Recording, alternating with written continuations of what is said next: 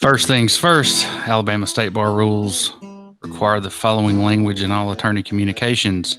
No representation is made that the quality of legal services to be performed is greater than the quality of legal service provided by other lawyers. My name's Harry Steele, backwoods Southern lawyer. My buddy Paul Ripp's on with us. How you doing, Paul? Real good. Ready to go. What is this, number 33? Yes, sir. And Range, you out there somewhere, buddy? Yes, sir. Holding it down on the outdoor edition of the Backstory Podcast Houston Bureau desk. It's a beautiful afternoon here in Kingwood, Texas, and we're outside for it. So if you guys, I'm sure I'm sharing my screen right now. Is everybody familiar with the attorney over here in Florida who has threatened to dress up as the Grim Reaper and go sit on the beach if they open the beaches this week? I had heard that. Yeah, I saw a picture of it. Anyway, I thought that was pretty good.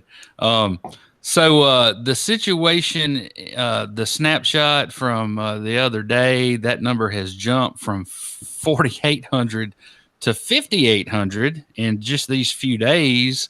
Of course, here you see the state and regional criteria for reopening. And here are the numbers that we've been following that we got from Lieutenant Governor Amesworth. So, Raines, to your credit, you called this, you called the oil crash. And I know you two guys remember a few weeks ago, I was talking about how this virus affected the central nervous system. And I just wondered if it was going to come back and do something to people, unbeknownst to us sometime in the future, like shingles does. And 2 days ago, we hear about corona toes. Another manifestation of this disease in another form.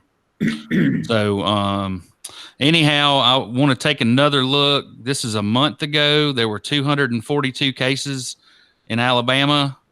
Right now, 56, 54. Or 58. And how many deaths? 197? Yes, sir. And of course, here's the nationwide map, and you can see Alabama. Like I said last time, we went from orange to red. We went over 5,000 cases. And what's the next step? Well, that's a real good question.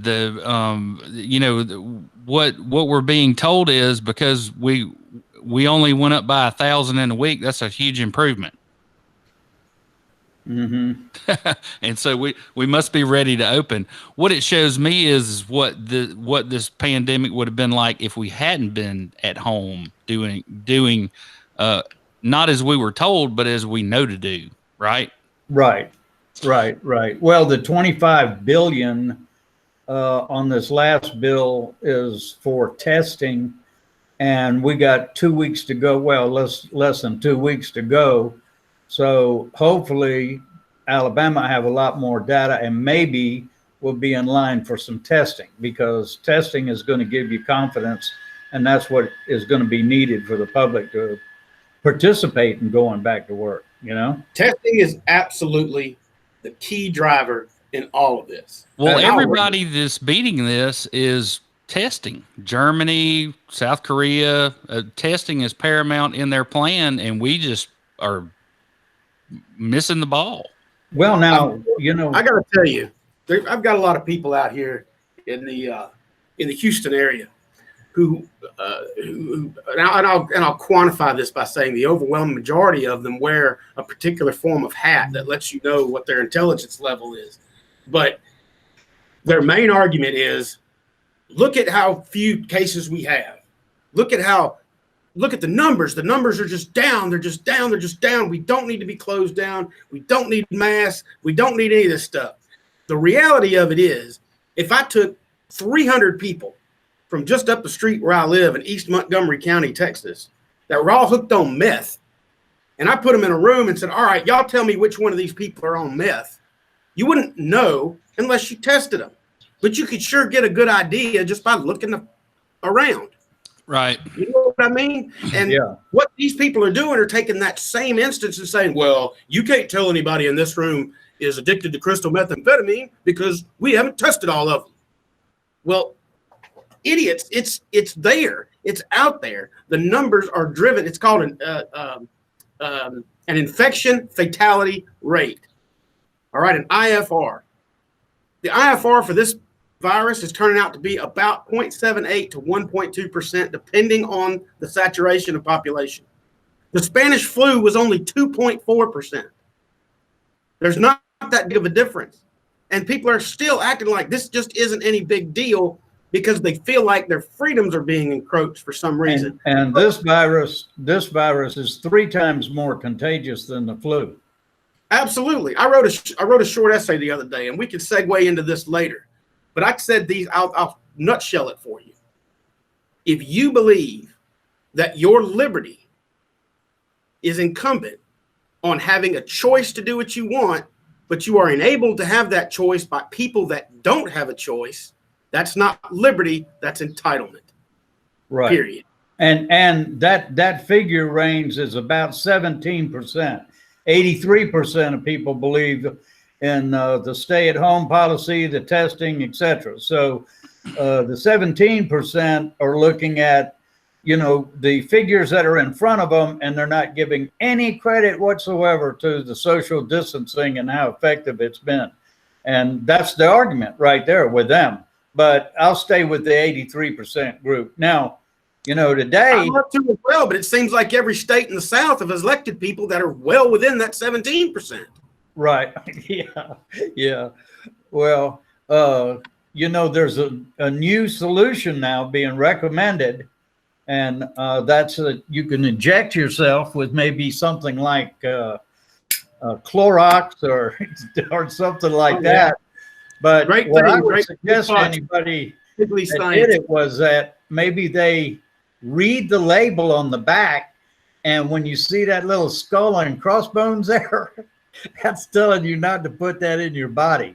So I don't know what that's all about. Well, and not only was that BS, but also the promise of hydroxychloroquine turns out that it's not the life-saving drug on the shelf that's going to silver bullet this thing for us. It had a 27% increase in heart failure than not. So a Lysol and UV enema is no more useful than hydroxychloroquine. All 3 of which have been touted by the current president of the United States. But it's okay. He walked it back today and said he was only kidding. Did he sound like he was only kidding when he talked about that? He didn't. No. If I don't want a comedian for president, I'd have run. And you would have won. All right, so Paul, let's get to the meat of it. Are you going to read this letter that you prepared? Yeah, I'll read the letter. First, let me just go back on one Lanyap article that came out. The next Lanyap comes out on the 28th. People might have heard about the gentleman that was shot and killed in Daphne, and in Lanyap, investigation finds no wrongdoing by officers in fatal shooting of Daphne suspect. The Major Crimes Unit reported today that there was no wrongdoing or criminal action on the part of the Daphne police officers. Allegedly, the victim, 29-year-old Derek Poe, pointed a gun at officers, and despite being told to put it down, he didn't, and that resulted in his demise. Just pulling a weapon in front of police is just asking for it. But anyway, back on Lanyap, I hope everybody knows they can get the subscription or find out where subscriptions up to 21 cents a day. Anybody can afford that. That's less than a lunch meal for a week. So hope you guys will support Lanyap because it's very important. And talking about Lanyap, this letter that I wrote is in reference to the article that, again, Mr. Gabe Times wrote last week, which was See No Evil. And that was about the McSharry case and Paula Donardi and what resulted in that. And to make a short story of that article, basically what happened was that the charging document did not list on the charging document, even though it was assault, that it did cause physical injury to another person. So within a year's time, they can change the charging document. That didn't happen. And because that didn't happen, the judge said that he was throwing out the assault charge. Well, that means that somebody erred very badly. The charging document, I would think, would go through the city attorney for sure of Fairhope, as well as the municipal judge in Fairhope. And then that same charging document goes up to the circuit court. So I can't believe that two judges and the city attorney did not see that. Anyway, Mr. McSharry for years has been getting off on these charges time and time and time again. This is his fourth or fifth time around. So this is so egregious that we are writing to the Baldwin County District Attorney, Robert Wilters in Bay Minette, and I'm going to read the letter to you. It's also on the RIP report and Baldwin County Legal Eagle. In light of recent events, I'm calling on you, the Chief Law Enforcement Officer in Baldwin County, to right the ship. Ronan McSharry's appeal de novo from Fairhope Municipal Court of his conviction upon evidence that he knocked Paula Donardi off a bar stool at the Little Whiskey Christmas Club in Fairhope, Alabama, November 23rd, 2018, has been dismissed. According to the order issued by Judge Clark Stankowski, the city is outside of the time to amend the charging document 365 days. Public opinion in Fairhope is that McSharry was jealous of Paula Donardi's success in operating the Tiki Bar at the American Legion. McSharry felt that his business was suffering due to the popularity of the Tiki Bar, and in a drunken stupor, he assaulted Donardi in retaliation. So my question is, will the DA of Baldwin County take this information to the grand jury? Can McSharry be recharged? And where is any accountability? The actions of both courts and municipal attorney of Fairhope are highly suspicious. Remember, folks, this happened at the same time that the City Council of Fairhope decided to eliminate public participation. At the same time this happened. The actions of both courts and municipal attorney of Fairhope are highly suspicious. Citizens are being asked to believe that the circuit judge, municipal judge, and municipal attorney, all experienced in their fields, made elementary mistakes. I'm very confident that Mr. McSharry has already been brought to your attention prior to Judge Stankowski's order. McSharry has an infamous reputation in Fairhope and arrest record to match. At this time, I would also like to ask you to look into the possibility that this was not a mistake at all on part of the city of Fairhope, but a carefully orchestrated operation to allow Mr. McSharry, a repeat offender, to avoid any consequences yet again. This incident was caught on video surveillance and is in the public sphere.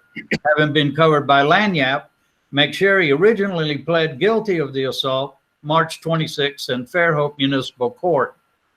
And I have reported in print and podcast about McSharry for years. Mr. McSharry was on probation at the time of the incident under the penalty of 180 days in jail if he violated, related to a harassment conviction that he had against Noel Hollis, the Fairhope artist. My attorney, Harry Still, who also represents Donardi, did represent Donardi briefly, is under threat of subpoena in the civil case that Donardi has against McSharry. At this time, the judge has ordered that my attorney turn over all communications that he may had with Lanyap newspaper, an attempt by McSharry to circumvent the Alabama source shield law. I would ask that you look into the logic of this ruling.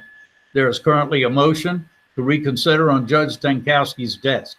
There's also Mr. Still's opinion that there is no double jeopardy issue that would preclude charges brought by your office because Judge Stankowski issued his order pre-trial before a jury was struck. So no jeopardy was ever attached. What about the victim, Paula Donardi, whose injuries were a matter of record? Donardi has been harassed, lost her job, had a case delayed numerous times, and has had the burden of dealing with the stress for 16 months. Donardi is an American citizen, and she is the victim. McSharry is a repeat offender who is not a citizen of the United States, but a green card holder. This is a classic example of a victim being victimized by the court, while the repeat offender employs attorneys that use dirty tricks and rabbit holes as a defense. I intend to file a complaint with the Bar Association and the judiciary. However, would like to hear from you, would like to give you the opportunity to respond. And then I go on to say that we have the Consumer Association, the RIP Report with Facebook sites, the RIP Report, Baldwin County Legal Eagle, and the .com site, and that I'm part owner of the Backstory podcast. All of these sites are public, and my interest is not for profit. We will continue to report to our audience and exercise all resources to expose any corruption, especially judicial. I sincerely hope that your office will respond to this very serious situation as soon as possible. Public trust in the Baldwin County judicial system is all but non-existent, and incidents like this reinforce the lack of public trust. And this is going to be copied to the Attorney General, the FBI, and everybody's going to get a copy of it. This is one of the things that we do at RIP Report is file the complaints. It leaves a paper trail. A lot of times they get shelved. They don't pay any attention to them, but trust me, they come back up at a later date. And somebody should have to be accountable for this mistake, and Donardi should not be denied the ability of prosecuting McSharry for assault. So I guess we'll just have to see what the next chapter is going to be. But any of you in the audience that think that this is wrong, please call the council, the mayor, the district attorney, and raise hell with them and tell them that this is not acceptable. So, Paul, if you put a dear Lord at the beginning and an amen at the end, I wouldn't have to go to church for a month. Well, I know what you're saying, but this is the only alternative that we have at this time. And we have an election coming up in Fairhope, and people need to understand just how bad the situation is, because this is all related back to Catalyst as well. So I want to hear from Harry on this. Harry, you're an attorney. You got a way to get your client out of trouble using the technicality. Aren't you ethically required to do so? Well, the defense attorney should attack at any point that he can, or he wouldn't be doing his job, right? Correct. Right. So I don't have anything really to say about any of this. I mean, this was Paul's letter. He asked me. We briefly discussed double jeopardy last time, and of course, I'm concerned when a simple mistake leads to somebody getting off. I'm sure the judge is, and the prosecutor, and everybody in Fairhope should be. And when that individual has 5 or 6 previous charges and wiggled out of every single one way or another. So now, and so you throw another log on the fire of the tinfoil hat crowd. Right. I mean, I don't know what you expect me to say about it, Raines, but it's one of the things here on our screen is an old adage. Life is like a blank sandwich. The more bread you have, the less blank you have to eat. Well, let me ask you something, Harry. How many times do you think the Fairhope City attorney has handled things like this where he had to have the charging document accurate? Here's the only thing that I'll say about it, and I'm not talking about anybody specifically. I'll just say cumulatively. And Paul, you know this. If I had done any one of the 6 things that he has been charged with in Fairhope, what do you think I'd be in the same position? Exactly. No, I'd be visiting you in jail. Absolutely not. Absolutely That's the not. entire point I wanted it to get to. If these were misdemeanor marijuana charges on an 18-and-a-half-year-old black kid from Fairhope, that charging document would have been perfect without fail. If that had been on some prostitution charges on a young white girl from Water Street in Mobile, those prosecution documents would have been perfect to the letter. However, because it involves someone with all of these web interminglings with the Catalyst Group, oh, well, you know, from time to time, we do make a mistake on our charging documents. Horse crap. Right. That's what the point I wanted it to get to. Thank you, gentlemen. Right. I'm on the same page, right? And I'm not talking about anything that the prosecutor did or or any of these judges did. I'm just saying cumulatively, and I'll go back to the list.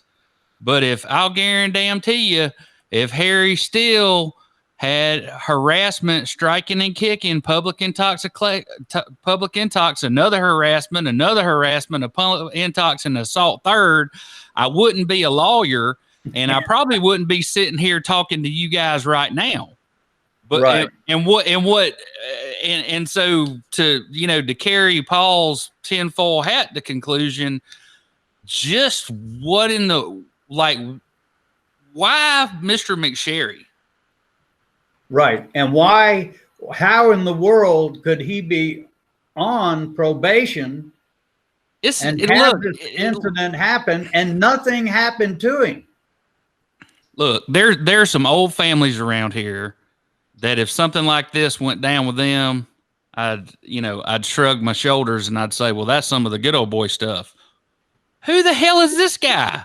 He's some guy from Ireland that owns a pub in Fairhope. Like, why would anybody be running?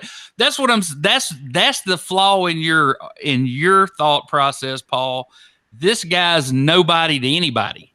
So I don't see the intent that you're steering towards with the DA. But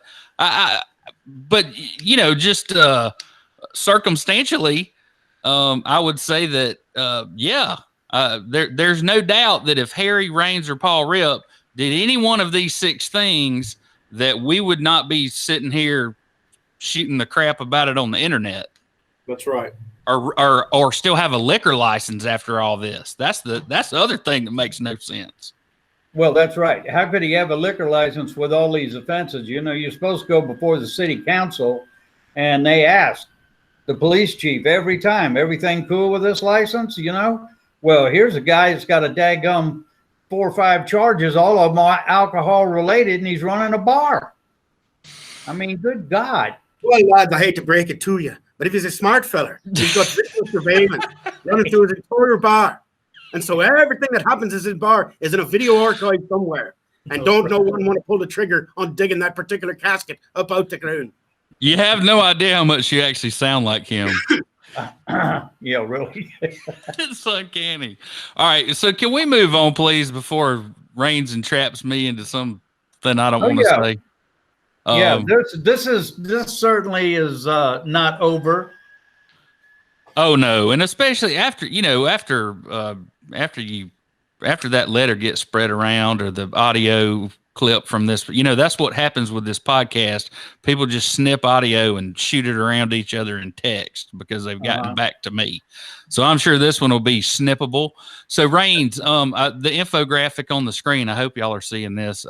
North American oil. Do you see our usage in millions of gallons per day went from 19.35 in the first quarter of January, and we're down below 14 million barrels.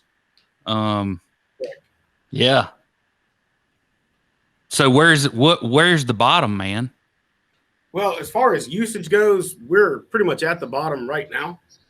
I would say that number's probably right at 14 right now, because that graph's almost a month old at this point. I would say we're pretty close to the bottom as far as usage is, with the stay-at-home orders and the people having since not being out on the roads all the time. We've seen a massive reduction in the use of petroleum products as far as gasoline goes. Of course, that figure also represents industrial oils, and because of the shutdowns and because of just a much lighter consumer spending index, because petroleum is such a part of the American manufacturing process, that's a bigger part of it. Gasoline, I would say, accounts for about 30% of that figure. The rest of it's going to be in industrial oils, and that's the real bellwether. All right. Well, I mean, just another indication that we're far from the bottom. So explain this to me, Rains. How in the world is the Dow still so high? Everybody still has all this confidence that this is just a little bump in the road, and 2 weeks from now, everybody's going to go back to work. And that's what scares me, is that I don't think the markets are reacting logically. Because the Dow Jones Industrial Average and the New York Stock Exchange are absolutely and completely intangible indicators of the true economy of anything. Fiat, right? Right. It's all fiat currency. And everything beyond a gold standard is absolutely just inflated and a ridiculous giant balloon filled with an atomic bomb that's already gone off. And if you just want to, it's just going to take a pinprick to burst it. We came close in 2008. We came close 3 weeks ago. The market's going to do what the market's going to do, because it's people that have money that are trying to get more money, and they're smarter than us at doing that. And they're able to move these things around. That graph you have on the screen right now, that reflects U.S. petroleum production consumption per day. They're not measuring how much oil, how much gas you buy at the pump. There's not a transmitter that transmits that data to some clearinghouse. They're reporting the amount of gasoline the companies that own these gas stations, distributors, right? Correct. Okay. It's just like whiskey. I mean, I'm not keeping a record of every shot that gets drank in the country. I'm keeping a record of how many distilleries sell liquor to distributors. It's all incredibly inflated. And like I wore my oil shirt today, I drink your milkshake, and it's never more true than it is right now. The price of West Texas Intermediate has rebounded to $16 a barrel, yet another inflation, and that's because they've closed a lot of the futures contracts. Now, or the futures contracts expired. It's still forecasted to trade at around $12 a barrel next month. So we've seen the bottom. It was a negative number. It jumped right up to where it's no longer completely beneath the water, but it's still going to be trading flat the rest of the year. There's going to be no rebound for the petroleum sector, and it has nothing to do with coronavirus. It has to do with Rosneft. But I won't bog the podcast down and all that. If you want to learn about it, Google it. Or go watch a James Bond movie. So does everybody recognize these guys? Oh, yeah. A couple. All right. So Jack Wilson, Church of Christ, head of security out in Texas. Oh, yeah. Right? Right. Here's a cheat sheet. Wenliang. Everybody recognize him? Right. He's the doctor who blew the whistle about the coronavirus. Captain Brett Crozier, looks like he's getting his ship back after all. The shipbird that showed up and fired him actually got fired. And then Commissioner Omari Hardy, and that's who you'd hit up on Twitter about coming on the show, the council member from down in Florida who threw a well-intended temper tantrum that I approved of. Absolutely. So those are our. We're hopefully this will be the only posthumous person that goes on our wall, but eventually I'm going to have them all framed and have them in the studio. So boys and girls, the Alabama legislature. I'll give you a little infographic. Here are your leaders down here. And on to the bad news. Did you hear about this, Paul? Yep. Mac McCutcheon, the Speaker of the House, got on the news yesterday and said that he will reconvene the Alabama legislature May 4th, and they'll pass a budget and local bills only. So no medical cannabis bill this year, as far as we know. As far as we know, but I have heard there are people working behind the scenes very hard to make it happen. I'll bet these lobbyists that took all this money and promised their clients one of the 31 dispensary permits, I bet they're working their poor little knees off. Yep. I think the statement that the speaker made would be in regards to there's going to be no statewide initiative bills introduced during. We don't have time to fool with them. They got 5 days to get this done. Yeah, because you don't have time for committee and you don't have time for multiple ways and means and things like that. So I can understand the mindset around like, look, we're just going to do local bills from now. But that doesn't mean that the 2020 legislative session is completely kaput. This is just the one that's coming up now. So they could have a special, yeah. Well, they could, but the governor would have to call that. So right. let's talk about the bills. Winning for Alabama is definitely, I guess, dead. I mean, I can't imagine that moving forward. The mental health court initiative, I don't know if that's considered a local bill or not, because it's an initiative to tax CDB and some other stuff. That's a state initiative. It's not going to be taken out. So the entertainment district that Taxman Elliott came up with, so people can walk around with open containers, we know he's in favor of that. The Beer Me article on the Lanyap, if you want to go take a look at that. The adding law enforcement to the hate crime statute, which I think is about the most ridiculous thing I've ever heard of. Besides abolishing police jurisdictions, which is another Taxman initiative, and then of course the medical cannabis bill. There was supposed to be a local bill to create a toll authority to complete the Baldwin Beach Express from I-10 to I-65, the Barnwell Historic District, the Josephine Historic District.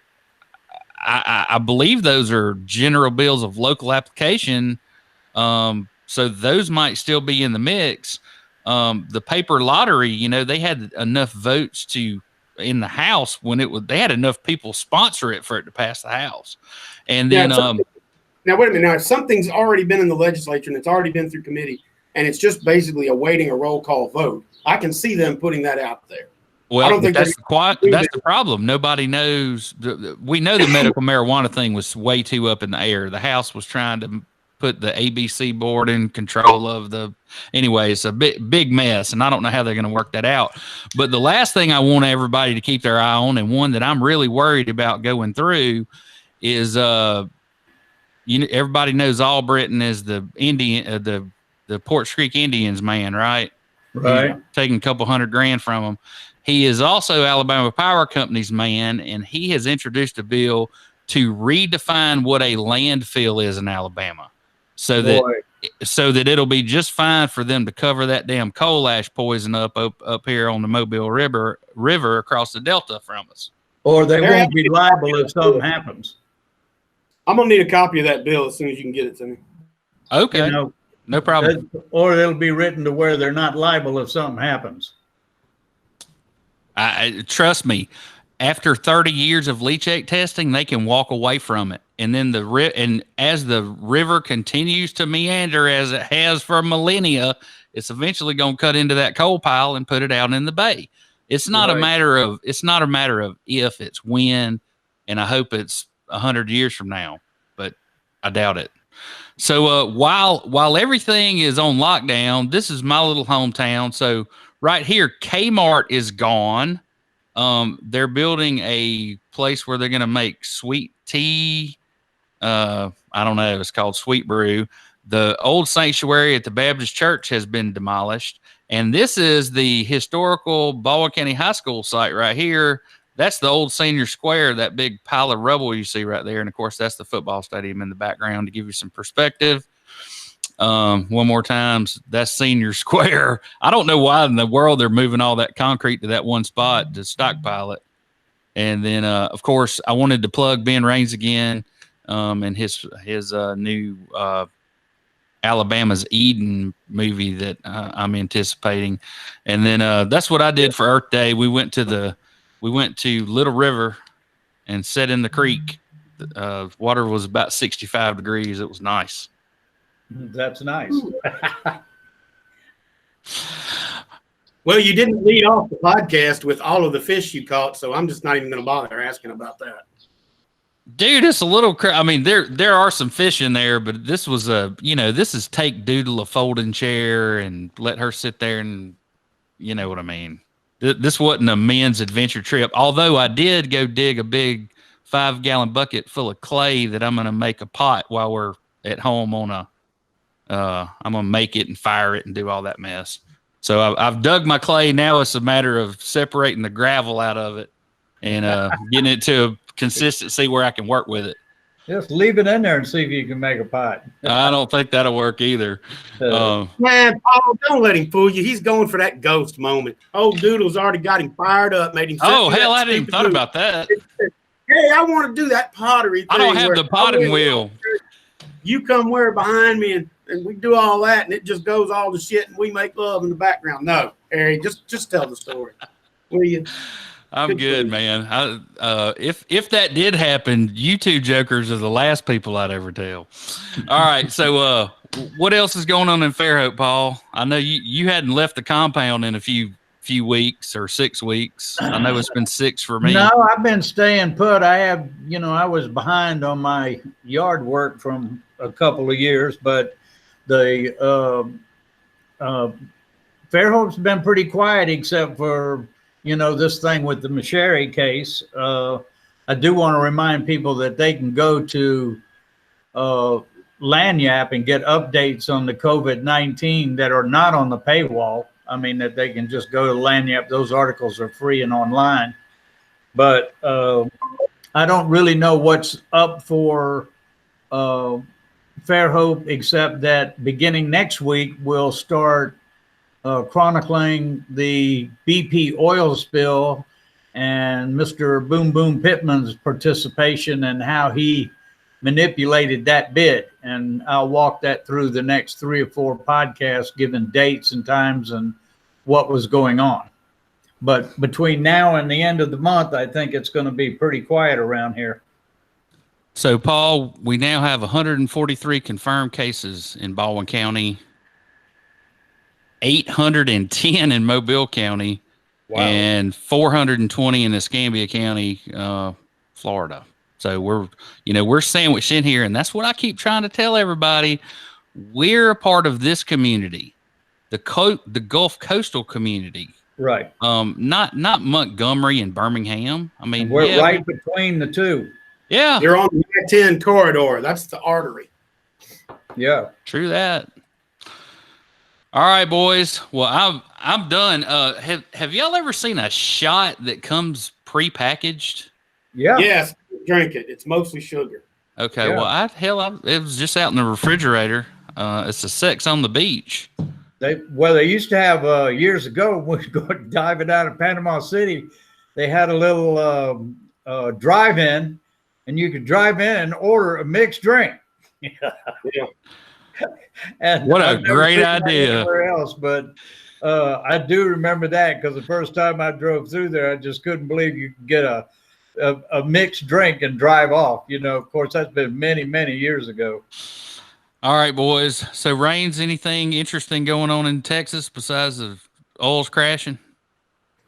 Not really. Not much change since Monday. I've stayed isolated and stayed quiet. I got a good friend of mine made my family and I masks for us to comply with the county order that we're to wear masks in public for the next 30 days to keep that curve pushing further down. And I plan on doing it. I've been wearing a mask every time I go out in public for the last 7 weeks. So I'm comfortable with it. My family's comfortable with it. It's one more step towards keeping me and my family and anybody that may be around me safe. So, Rains, I have a question for you. Yeah. Was Michael Jackson from the future? No, Michael Jackson was from another planet. They all were. One thing I wanna ask. See if you guys can find this out. I've seen no statistics on what would have happened without social distancing, without us doing anything. That's real simple. It would have been an R naught of 3 times 3 times 3 times 3 times 3 until we reached, how many people are in Alabama. Yeah. Eventually we'd get there. That's what would have happened. I mean, there's no doubt about that.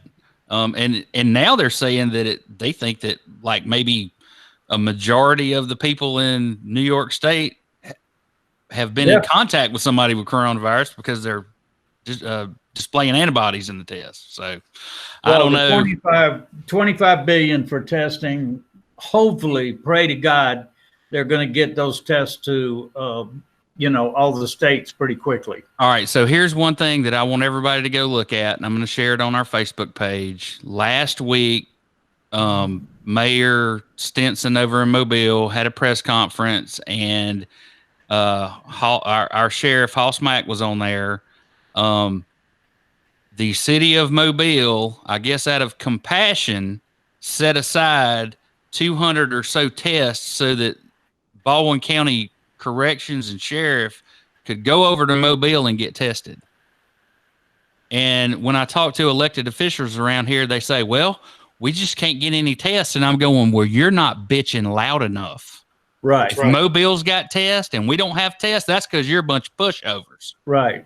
That's because you're not throwing tires like a gorilla in a cage at the zoo. That's what you need to be doing right now. That's also why we didn't get any BP money. Well, sure. I mean, and like I said, there are a lot of these guys that I really like, and they're friends of mine. But this stuff has gone on for so long with them in office that they can't say, well, it was these other players. Right.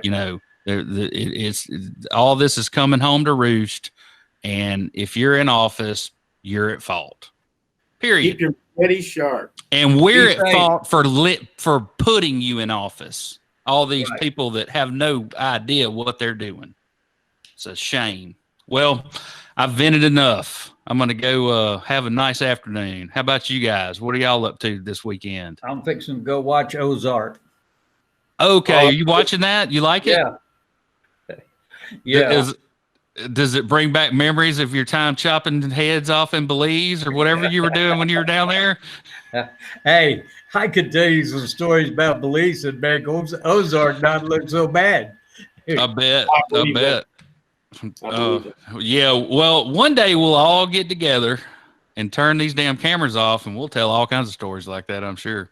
All right, guys. Well, y'all have a good weekend. I appreciate y'all participating, and always a pleasure to be.